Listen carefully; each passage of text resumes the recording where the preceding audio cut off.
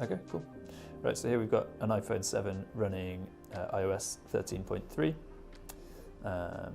And over here we have a Mac terminal open, and we're going to run the code here that it's going to put Android on the iPhone 7. Okay, so hit enter there, program starts running, you put your thumb on the power button and the other thumb on the volume down button. The screen go dark, and hopefully on the Mac screen, there you go. Okay, so it's found the device here, and it's now going to start to upload Android, hopefully. That's the check rain jailbreak symbol, so you know that that's running and working. We had already installed that beforehand.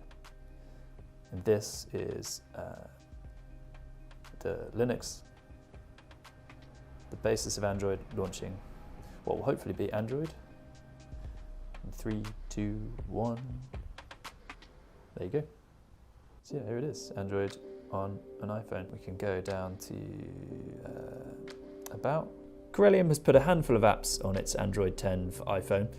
That includes the encrypted messaging app Signal. So there are probably more use cases than just running Google's operating system on Apple's phone for the hell of it.